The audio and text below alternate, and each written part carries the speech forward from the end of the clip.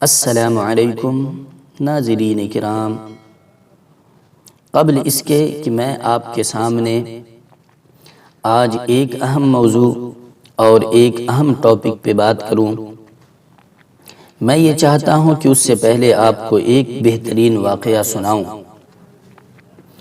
واقعہ کچھ یوں ہے کہ حضرت جلال الدین رومی رحمۃ اللہ علیہ، جن کا نام نامی اسم گرامی سے کون واقف نہیں ہے، تصوف کی دنیا کے سرخیل اور صوفیہ کرام کے ناموں میں ایک بہت ہی عظیم الشان نام کہا جاتا ہے۔ ان کا گزر ایک کسان کے پاس سے ہوا۔ وہ پانی کی تلاش میں اپنے کھیت میں زمین کھود رہا تھا۔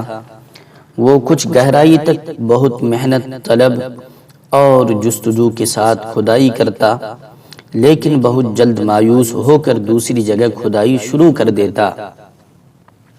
حضرت جلال الدین رومی رحمۃ اللہ علیہ نے بڑے افسوس کے ساتھ اپنے مریدوں سے کہا، دیکھو اس انسان میں صبر نام کی کوئی چیز نہیں۔ اگر یہ ایک ہی جگہ صبر کے ساتھ، عزیمت کے ساتھ، ہمت اور حوصلے کے ساتھ کھدائی جاری رکھتا تو اب تک پانی نکل آتا، لیکن یہ اپنا کھیت کھود کھود کر برباد کرنے پر تلا ہوا ہے، اور نتیجہ کیا ہاتھ آئے گا؟ اس کی یہ جلد بازی اس کے کھیت کو برباد کر دے گی اور اسے پانی کا ایک قطرہ بھی نصیب نہیں ہوگا۔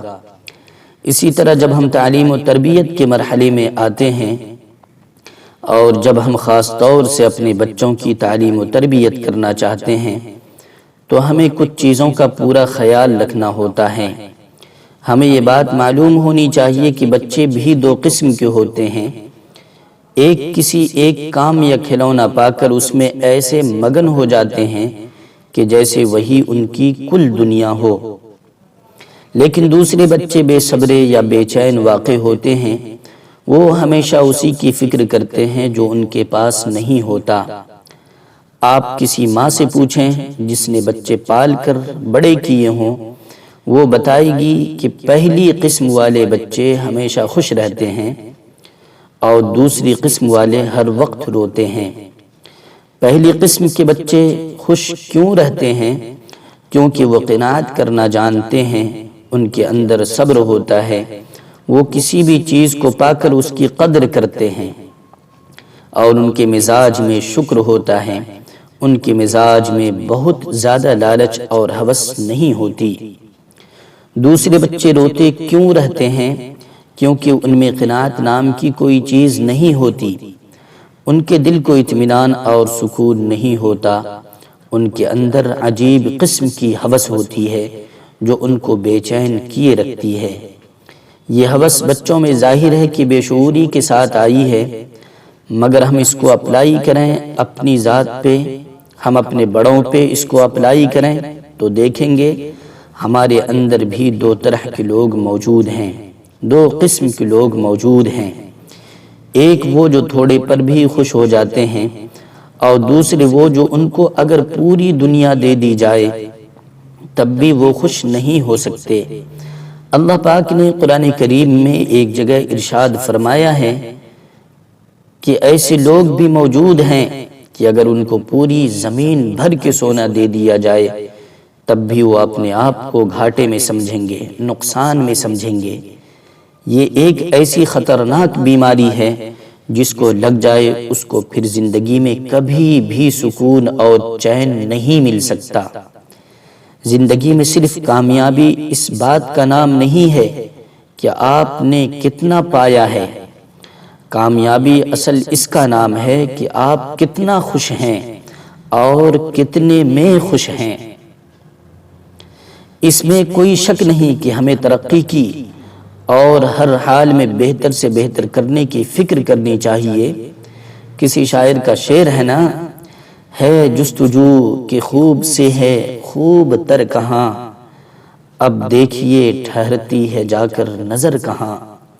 بہتر سے بہتر کی تلاش اور خوب سے خوب تر کے لیے اپنے آپ کو لگانا، یہ تو ہماری زندگی کی ضمانت ہے۔ ایک انسان اگر بہتر سے بہتر کرنے کے موڈ میں نہ ہو تو سمجھ لیجئے کہ زندگی کے موڈ میں نہیں ہے۔ اور ایسا انسان جو ہر آن اپنی ترقی کی فکر نہ کرے وہ انسان مردوں سے بدتر ہے۔ لیکن سوال یہ پیدا ہوتا ہے کہ ہم کس طرح کی ترقی چاہتے ہیں، کس طرح کی کامیابی سے خوش ہوتے ہیں؟ کیا صرف دولت اور روپے پیسے کی کامیابی؟ کیا صرف بنگلہ، گاڑی اور بینک بیلنس کی کامیابی؟ یہ کامیابی اتنا معنی نہیں رکھتی جتنا اس بات کی کامیابی کہ ہمارے اخلاق میں بہتری آئے، ہمارا کریکٹر مضبوط سے مضبوط تر ہو جائے، ہم بہتر سے بہترین انسان بن جائیں، ہمارا سفر گڈ سے بیٹر اور بیٹر سے بیسٹ تک پہنچ جائے۔ ہر چیز میں، ہر حال میں، ہر قسم میں، صرف روپے پیسے اور دولت میں نہیں بلکہ علم میں، ہنر میں، اخلاق میں، اپنی ذات و صفات میں، اپنی پرسنالٹی میں، ہر چیز میں ہمیں بہتر سے بہتر کرنے کی کوشش کرنی چاہیے۔ اور جتنا زیادہ اس میں کامیاب ہوں گے اسی طریقے سے ہماری وہ کامیابی سیلیبریٹ کی جانی چاہیے اور ہم اس کو سیلیبریٹ کر سکتے ہیں، اپنی کامیابی کا جشن منا سکتے ہیں۔ کامیابی کی کوئی گارنٹی نہیں ہوتی۔ کامیابی کسی ایسی چیز کو ممکن بنانے کا نام ہوتا ہے جو بظاہر ممکن نہ دکھائی دیتی ہو۔ کامیابی کی ساری کہانیاں امکانات کے وہ قصے ہوتے ہیں جو کسی نے ممکن بنائے ہوئے ہوتے ہیں۔ پہلے پہل اس شخص کو بھی محسوس ہو رہا ہوتا ہے کہ یہ چیز تو میں نہیں کر سکتا، لیکن اس کی ہمت، اس کا حوصلہ یہ کہہ رہا ہوتا ہے You can do it، تم یہ کر سکتے ہو۔ اور پھر وہ انسان اپنے ضمیر کی، اپنے اندر کی آواز سنتا ہے اور جلد بازی نہیں کرتا بلکہ پوری ہمت اور حوصلے کے ساتھ، سنجیدگی کے ساتھ اس پہ لگ جاتا ہے۔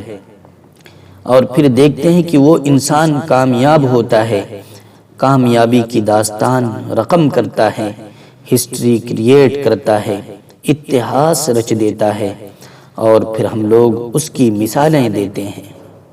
صرف اپنی مستقل مزاجی کی وجہ سے اور ہمت، حوصلہ اور صبر کی وجہ سے اور جلد بازی نہ کرنے کی وجہ سے چھوٹے سے چھوٹا انسان بھی بڑے سے بڑے کامیابی کو پا لیتا ہے۔ ہمیں اپنے اندر وہ تسلی رکھنی چاہیے جو کہتی ہے کہ خدائی جاری رکھو، جلد ہی تمہارے حصے کا پانی نکل آئے گا، ورنہ بے صبری اور بے چینی تو بس وقت کا کھیل برباد کرنا اور زندگی بھر کا رونا ہی دیتی ہے۔ اور ظاہر ہے کہ ہم یہ کبھی بھی نہیں چاہیں گے کہ ہمارا وقت برباد ہو اور ہماری زندگی صرف رونے اور شکایت کرنے سے لبریز ہو کر رہ جائے اور ہم کسی کام کے نہ رہ سکیں۔